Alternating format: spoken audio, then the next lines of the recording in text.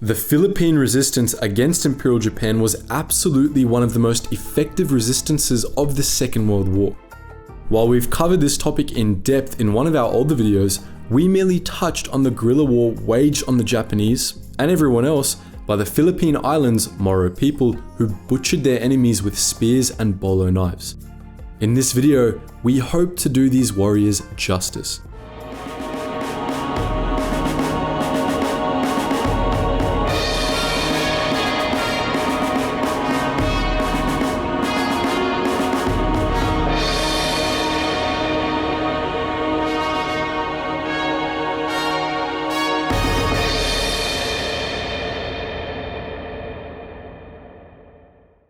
The Moro people are a Muslim ethno-linguistic group that nowadays accounts for about 5% of the Filipino population.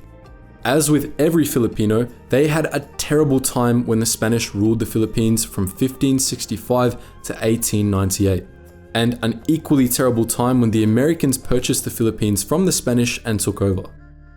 In one of our more recent videos, we explored the Philippine-American War, which began in 1899 and went through to 1913 and was absolutely packed full of war crimes and atrocities, but we merely gave mention to the Moro rebellion therein.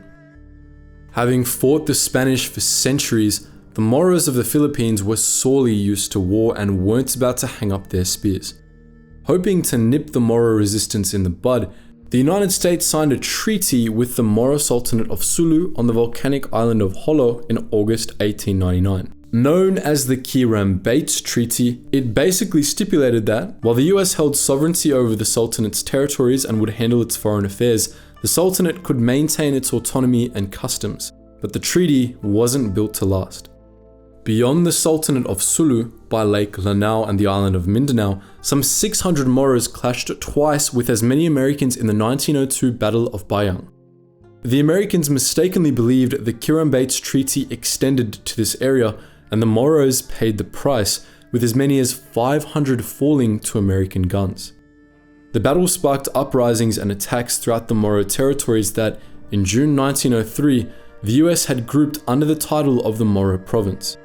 This included the Sultanate of Sulu, the Sultanate of Maguindanao, the Confederation of the Sultanates of Lanao, where the Battle of Bayang took place, and some other territories in the southern islands of the Philippines. The treaty was canned on the 2nd of March 1904, and the US started pushing its laws and customs on the Moros to a greater degree. While the Moros were outmatched technologically, this didn't stop their berserker warriors, known as the Juramenteros, from carrying out suicidal attacks against the Americans. Charging into the fray with kalis, barongs, and other bladed weapons and expecting to be killed, the Juramentero believed dying in these banzai-like attacks was a path to paradise. It often took several, if not dozens of shots to bring them down. Such was supposedly the case with the Moro named Panglima Hassan, who started the Hassan Uprising in October 1903 and later ate over 30 bullets before hitting the deck.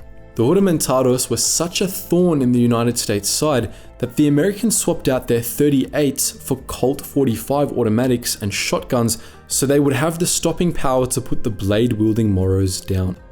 They also restored some pretty questionable tactics. In the words of General John J. Pershing, who went on to be a major figure in the First World War, these Juramentero attacks were materially reduced in number by a practice the army had already adopted, one that Muhammadans held in abhorrence. The bodies were publicly buried in the same grave with a dead pig. It was not pleasant to have to take such measures, but the prospect of going to hell instead of heaven sometimes deterred the would-be assassins. While there was much more to the Moro rebellion than that, it came to a sudden and bloody end in the Battle of Budbagsak in June 1930. Here, General Pershing led some 1,200 troops, including cavalry and mountain artillery units, against some 500 Moros on a mountain in the Sulu Sultanate and killed every single one of them. To quote Pershing again, "The fighting was the fiercest I have ever seen. They are absolutely fearless, and once committed to combat, they count death as a mere incident."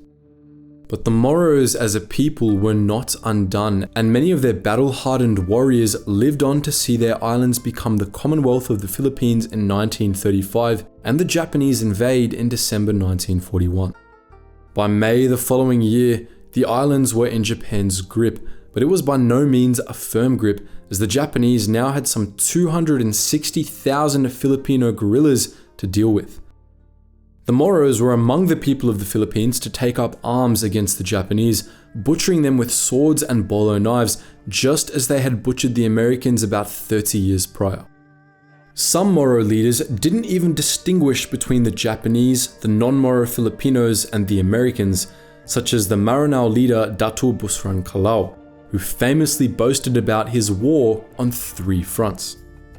In his book, Midnight on Mindanao, Wartime Remembrances 1945 to 1946, author and World War II veteran Melvin H. Almer wrote, "Sneaking around the jungle underbush, stalking and always looking for an opportunity to stab one of our sentries in the back were the ever-present Moros.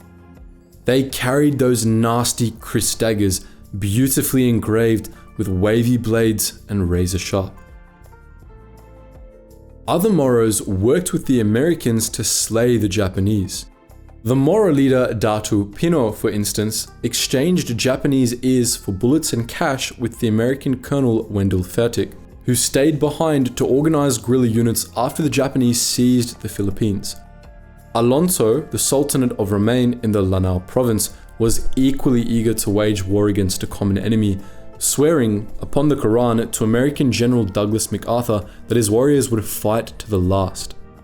In Alonso's words, "We have prepared our bladed weapons because we lack firearms, and with sharp kris, barong, kampilan, tabas, and spear, we will attack or defend as ordered." All fighting men of Lanao would like to sign their names, but they are too many. Juramentado attacks against the Japanese were common.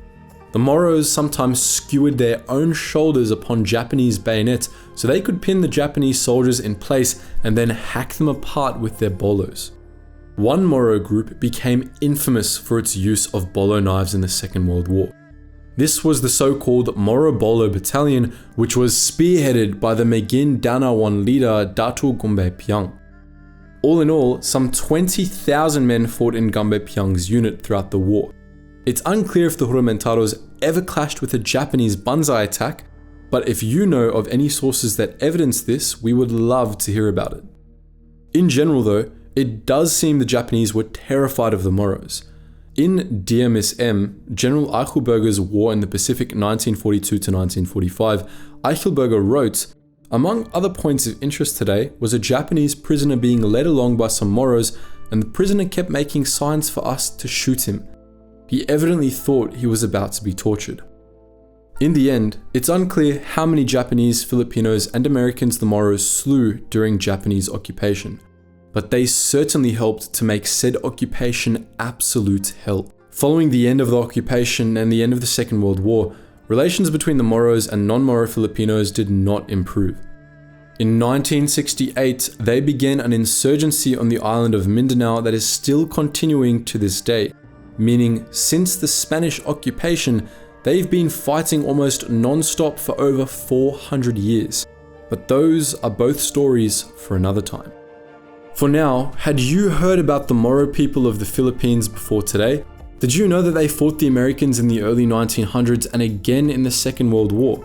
Do you know anything about them that we didn't cover in this video? And lastly, which is your favorite Filipino weapon? Please feel free to share your thoughts in the comments section below. And as always guys, thank you so much for watching, and I hope you learned something new.